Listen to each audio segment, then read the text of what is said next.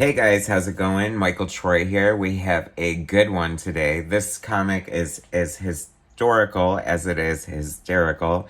The infamous Northstar coming out issue of Alpha Flight number 106. So hard to come by, sold out back in the day. I recently acquired this. It is atrocious. I cannot wait to share it with you guys. So subscribe to my channel if you haven't already. Hit that like button and let's get right into it. Okay, so full disclosure, anyone who watches my channel knows that I love frickin' John Byrne. I love Alpha Flight, one of my favorite comic books ever. The twins, are Northstar and Aurora, are two of my favorite characters. I have an odd twin fetish. I love the Wonder Twins, Wanda and Pietro. Hell, let's even throw in Fenris while we're at it. Anyway, so Northstar is part of the Canadian team Alpha Flight. John Byrne introduced gay subtext with the character almost immediately after introducing the character. So, John Byrne, you couldn't really openly say characters were gay in the 80s, I guess, without certain backlash and things like that. So John Byrne pretty much was just like, yeah, he's gay. I mean, we'll say as much as we can. And of course, hindsight's 2020. But whatever. So then they finally decided to jump on board and have Northstar come out in the most atrocious way possible. And you are not going to believe it. So let's get right into it. I hate this book on so many levels. First of all, Alpha Flight ended with issue 28, John Byrne's last issue. I mean, clearly it went on to 120 and it has been systematically destroyed and torn apart. I just cannot even believe what they did to my beloved Alpha Flight. Anyway, so I did pretty much continue to get it. Like I said, like when this came out, it sold out. It made national headlines. Oh my gosh, a superhero's gay coming out. I mean, it's hard to imagine now because Marvel is so gay now. I'm surprised they don't have a rainbow flag in the corner. I mean, I'm gay and I'm all for inclusion and I think it's great, but let's not overdo it. Okay, I know, isn't that terrible? So this cover, shittiestly drawn by Mark Pacella and Bob McLeod. Mark Pacella, not a bad artist, but kind of like a Rob Liefeld clone. So I don't know, Alpha Flight, probably nobody wanted to draw it at the time, so they just throw anybody on. The credits are in the back of the book because I don't think anyone was jumping to want to claim ownership of this really bad issue. But it's written by Scott Lobdell. I freaking hate his writing. I feel like he was thrust upon us after they ousted Claremont from the X-Men, and it just it was such a cheap bastardized version of the X-Men. It was just awful. He was a stand-up comic, so he always tried to interject this stupid humor, and I just think his writing was lazy and I hate it. Anyway, so Alpha Flight, unrecognizable, just hanging on by a thread. We're 14 issues away from cancellation, and you have the Northstar coming out issue. So what's the best way to do it? Well, we're going to bring back Major Maple Leaf. Is that even a real character? I don't know. So I don't know. Was he part of the Invaders? He's Canada's first superhero. He had a baby, he retired to raise his family, and some sort of tragedy happened. We don't know what's going on yet, but we will. And then we cut to this shot of Team Alpha Flight, who has their matching uniforms. This is during the time of X Factor and X-Men Blue and Gold and matching costumes and, the whole Jim Lee shtick or whatever. This is definitely a poor man's Jim Lee or Rob Liefeld. Sorry, Mark Pacella, but... inked by Dan Panosian. Looks like letters by Janice Chiang. And let's see, and Bob Sharon as the colors. Okay, so here we go. So Alpha Flight, let's see, this just speaks to the laziness of Scott Lobdell's writing. Mr. Hyde, Sasquatch is Mr. Hyde, you think every other supervillain from the States, just hop across the Canadian border and have an entire country ripe for pillaging. Okay. So then he takes on Alpha Flight.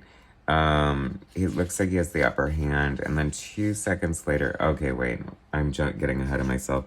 So he bats Northstar away. I mean, really, like, he's gonna get the take on Northstar, who's like a speed spur. Anyway, whatever. Like I said, lazy writing.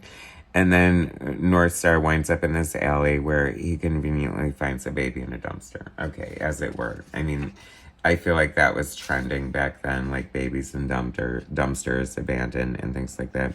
Look how awful Sasquatch looks. Like, this, like, I've said it before and I'll say it a million times again. John Byrne really is one of the only artists who can draw Sasquatch well. Not saying the only one, but pretty much one of the few. That is a hella gross looking baby. Like, I would have put it right back in the dumpster. I'm like, what is going on with the mouth? This art is just so crazy. 1, 2, 3. Oh, well, 5 toes. I mean, I'll give you that. Anyway, so Jean Paul, who is like a notorious heartless bastard, suddenly has all the compassion in the world for this abandoned baby. Takes it to the hospital, apparently finding it a baby dumpster. Finding it a baby dumpster. Not my baby daddy, but my baby dumpster. Do you know where my baby dumpster is? I'm sorry. And then Puck's in the hospital lounge. I don't ever remember Puck smoking. Does he smoke just because he's sort of like a shorter Wolverine? I don't know. Like, so stupid. Anyway, this art is hideous. These faces are awful. My beloved Aurora looking just terrible. Sorry, art team, but this is just awful. I hate it on so many levels. So I'm sorry to tell you, Northstar, the baby you found in the dumpster. I keep saying dumpster, but it was a trash can, okay? It was a metal trash can in an alley. But ironically, that baby you found in the trash can has AIDS. I'm sorry.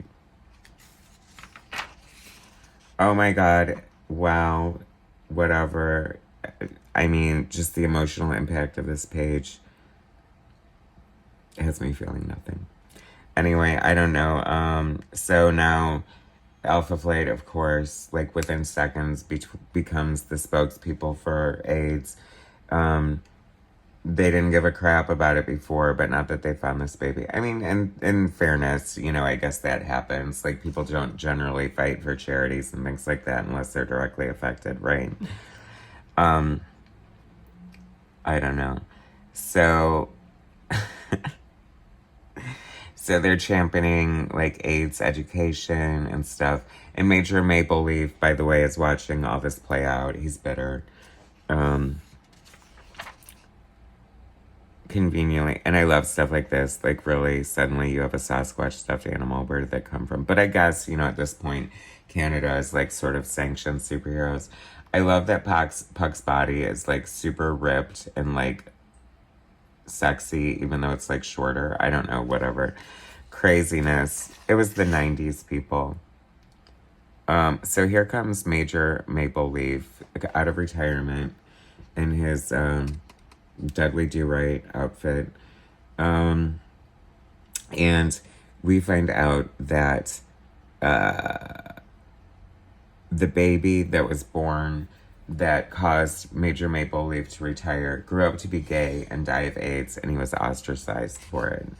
And he's got to take it out on Jean Paul because nobody blames the baby for having AIDS, but they blamed his son because he was gay. I mean, Scott Lobdell, come on. Like, how unqualified are you to be writing this? This is awful for so many reasons. Like, I feel like it's awful for reasons I can't even begin to comprehend at this point. Maybe after I digest it a little more, but I just, well, it was still freshly smoking in my mind, like a humongous dog turd.